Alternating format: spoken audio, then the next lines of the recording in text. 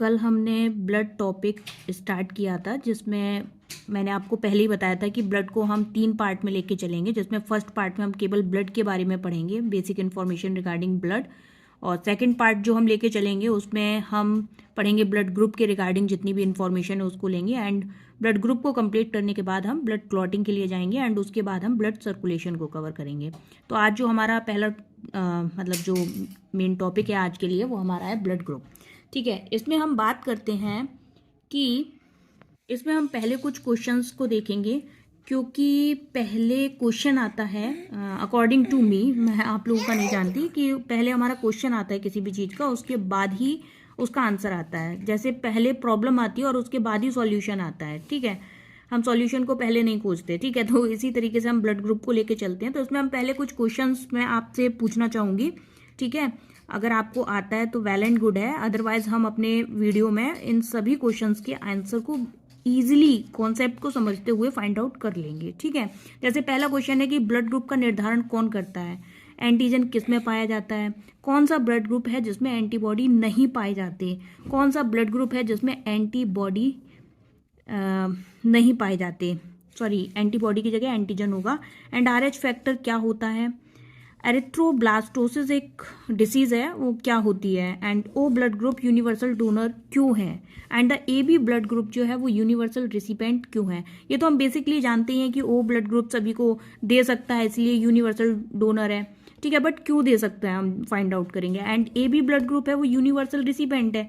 ठीक है, ये भी हमें क्लियर है कि रिसिपेंट है यानी सभी से लेता है, बट क्यों ले सकता है। ठीक है, तो इन सारे क्वेश्चंस के आंसर को हम नेक्स्ट वीडियो में फाइंड आउट करने की कोशिश करें।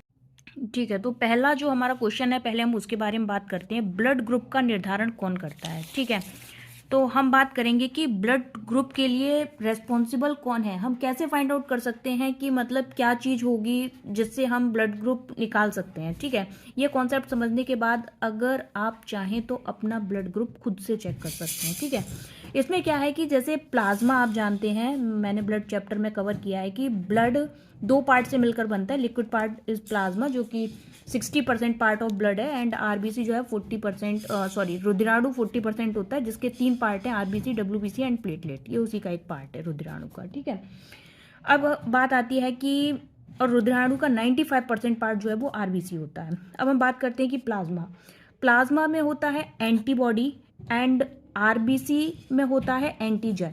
एंटीबॉडी को हमने स्मॉल अल्फ़ाबेट से शो किया है, A and B, and the capital letter में इसमें शो किया हुआ है अल्फ़ाबेट्स को। अब इसके बाद हम बात करते हैं कि पहला क्वेश्चन हमारा है ब्लड ग्रुप का निर्धारण कौन करता है। तो ब्लड ग्रुप का निर्धारण एंटीबॉडी करता है या एंटीजन। ठीक है, तो आपको सीधे टिक मार देना है, एंटीजन करता है। ठीक है, अब कैसे करता है हम उसके बारे में बात करते हैं। आगे बात करेंगे एंटीजन के थ्रू कैसे ब्लड ग्रुप डिसाइड किया जाता है, हम कैसे पहचान सकते हैं, बट उससे पहले हम एक बार अपना सेकंड क्वेश्चन भी देखेंगे जिसमें एंटीजन किस में पाया जाता है। तो वो भी हमारा क्लियर हो गया है कि एंटीजन हमारा RBC में पाया जाता है।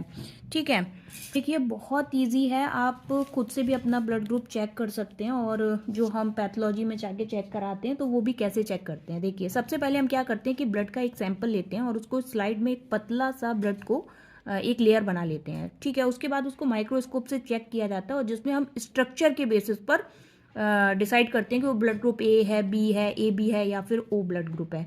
जैसे हम बात करते हैं कि सबसे पहले एंटीजन के थ्रू हम डिसाइड करते हैं कि हमारा ब्लड ग्रुप क्या है। ठीक है, तो अब हमने पहले हमें पता कर लिया है हमने कि हमें एंटीजन के थ्रू डिसाइड करना है कि हमारा ब्लड ग्रुप क्या है। तो जब हम अपना चेक करते हैं ब्लड सैंपल को और उसमें स्ट्रक्चर गोलाकार RBC का है एंड उसमें अगर A शेप का एंटीजन है तो उसे हम A ब्लड ग्रुप कहते हैं। और एक चीज़ आपको ध्यान रखनी है कि जो भी एंटीजन होगा उसका अपोजिट ही एंटीबॉडी होगा, क्योंकि अगर दोनों, जैसे ये देखिए आप, एंटीबॉडी कौन सा है, B है, B की शेप जो है वो ये है, A की शेप जो है वो ये है। अगर एंटीजन एंटीबॉडी दोनों ही सेम शेप के होंगे तो ये शेप जाकर के इसमें फंस जाएगी, जिसके कारण ब्लड सर्कुलेट ही नहीं होगा, वो वहीं जाम हो जाएगा। ठीक है, तो आपको इजीली पता चल गया कि अगर गोलाकार संरचना जो है उसके ऊपर एक ही शेप की संरचना बनी हुई है तो वो हमारा ब्लड ग्रुप A होगा। ठीक है, अब नेक्स्ट पर आते हैं, ब्लड ग्रुप B कब कहेंगे, जब उसी संरचना पर ये वाली संरचना बनी हुई है। ठीक है, तो वो क्या होगा, हमारा B ब्लड ग्रुप होगा। और एंटीबॉडी जो होगी वो उसकी अपोजिट होगी, यानी इस बार इसमें एंटीबॉडी बाई के शेप में ये पाई जाएगी। अब नेक्स्ट आ जाते हैं ए बी कब बोलते हैं। ए बी बोलते हैं जब उसमें संरचना पर ए की शेप भी है एंड द बी की शेप भी है, तो वो ब्लड ग्रुप हमारा ए बी होगा। और ए बी में कोई भी एंटीबॉडी नहीं पाई जाती है। उसका रीज़न ये है, अगर ए बी पाई जाएगी तो भी संरचना है, जम जाएगा, ब्लड सर्कुलेट ही नहीं होगा। और अगर बी होगी तो बी वाली संरचना भी है, उसमें फंस जाएगी और सर्कुलेट नहीं होगा। तो यहाँ हमारा नेक्स्ट क्वेश्चन जो था वो कवर हो जाता है, जिसमें क्वेश्चन हमारा था कौन सा ब्लड ग्रुप है जिसमें एंटीबॉडी नहीं पाई जाती, तो ब्लड ग्रुप ए बी है। ठीक है, अब नेक्स्ट आ जाते हैं हम ओ ब्लड ग्रुप। ठीक है, ओ ब्लड ग्रुप क्या होता है। ओ ब्लड ग्रुप में जो संरचना है उसके ऊपर किसी भी तरीके की और संरचना नहीं होगी गोलाकार आरबीसी के ऊपर। ठीक है, तो उसे हम कह देंगे ओ ब्लड ग्रुप है। और इसमें दोनों तरीके के एंटीबॉडी पाए जाते हैं, बी शेप वाला भी, ए शेप वाला भी। तो यानी ये तो हमारा कोई भी इसमें नहीं है एंटीजन एंड एंटीबॉडी जो है वो दोनों पाई जाती हैं, तो इसको कहेंगे ओ ब्लड ग्रुप हो गया हमारा। ये हमारा नेक्स्ट क्वेश्चन कवर हो गया। जो हमारा क्वेश्चन था कि कौन सा ब्लड ग्रुप है जिसमें एंटीजन नहीं पाए जाते हैं, तो ओ ब्लड ग्रुप है। ठीक है, तो यहाँ तक हमारा कंप्लीट हो गया। नेक्स्ट पार्ट पर चलते हैं कि आरएच फैक्टर क्या होता है। आरएच फैक्टर एक वैज्ञानिक थे जिन्होंने ब्लड ग्रुप जब फाइंड आउट किए जा चुके थे, ए बी एंड द वो होता है, उसके बाद भी इन्होंने जब ब्लड ग्रुप को चेक किया तो उसमें एक अलग सी संरचना देखी।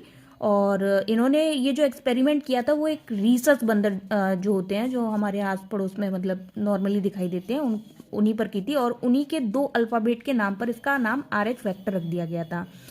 जैसा कि आप देखते हैं कि साइंस में जैसे कोई टेस्ट कराते हैं तो उसमें अगर हम वो चीज़ प्रेजेंट होती है तो वो पॉजिटिव रिपोर्ट आती है, अगर एब्सेंट होती है तो वो निगेटिव रिपोर्ट आती है। सेम है यहाँ पर भी।